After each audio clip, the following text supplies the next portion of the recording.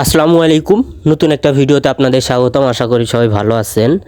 আজকের ভিডিওর মূল টপিক হলো যে কবুতর পালনে আসলে কি লাভবান হওয়া যায় নাকি সবাই ভুয়া নিউজ দেয়, এই বিষয়ে কথা বলবো ইনশাল্লাহ এই ভিডিওতে। তো চলুন কথা না বাড়িয়ে ভিডিওটি শুরু করা যাক।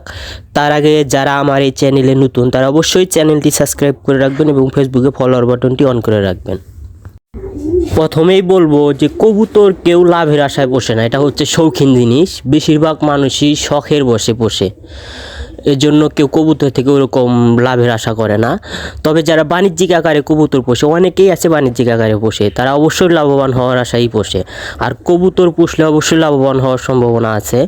আপনি যদি সঠিক গাইডলাইন, সঠিক নিয়ম অনুযায়ী যদি কবুতর পালন করতে পারেন, তাহলে অবশ্যই কবুতর থেকে লাভবান হতে পারবেন। আরেকটি বিষয় হলো যে স্থান ভেদে, জায়গা ভেদে কবুতর পালন করে লাভবান হওয়া যায়। যেমন এক এক জায়গায় এক এক ধরনের কবুতরের চাহিদা রয়েছে, সেসব জায়গায় সেই ধরনের কবুতর পুষলে সেই জায়গায় সে ধরনের কবুতর থেকে লাভবান হওয়া যায়। তবে দেশি এবং গিরিবাজ জাতের কবুতর সব জায়গায় পুষলে লাভবান হওয়ার সম্ভাবনাটাই বেশি। কারণ হচ্ছে দেশি কবুতরের খাবার খরচটা একদম কম, এদের রোগ প্রতিরোধ ক্ষমতা ভালো, এবং দেশি কবুতর 12 মাসে 13 জোড়া ডিম বাচ্চা করে থাকে। এবং দেশি কবুতরের বাচ্চা হচ্ছে মাংস হিসেবে ব্যবহার হয়, এটা সবাই মাংস হিসেবে ব্যবহার করে থাকে।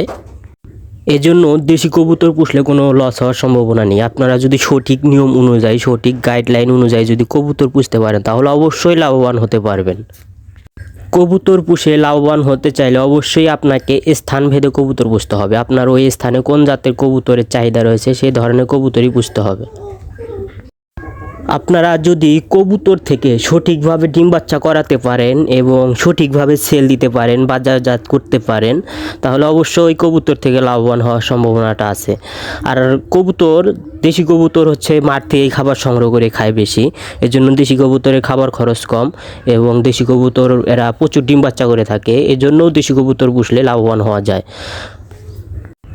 একটা জিনিস খেয়াল করে দেখবেন যে অনেকেই আছে যে বাণিজ্যিক আকারে কবুতর পালন করে থাকে, তাদের কাছ থেকে সাজেশন নেবেন যে আসলে কীভাবে কবুতর পুষলে লাভবান হওয়া যাবে। তো সেই নিয়মেই আপনারা কবুতর পালন করতে পারেন। তবে অবশ্যই আপনাকে সঠিক নিয়মটাই অবলম্বন করতে হবে, তাহলেই আপনারা কবুতর পুষে লাভবান হতে পারবেন। তো এই ছিল আজকের ভিডিও। পুরো ভিডিওতে সাথে থাকার জন্য ধন্যবাদ। ভিডিওটা কেমন হয়েছে অবশ্যই আপনার মূল্যবান মতামতটি জানাবেন। আর এরকম ভিডিও পাওয়ার জন্য অবশ্যই চ্যানেলটি সাবস্ক্রাইব করে রাখবেন এবং ফেসবুকে ফলোয়ার বাটনটি অন করে রাখবেন। আসসালামু আলাইকুম।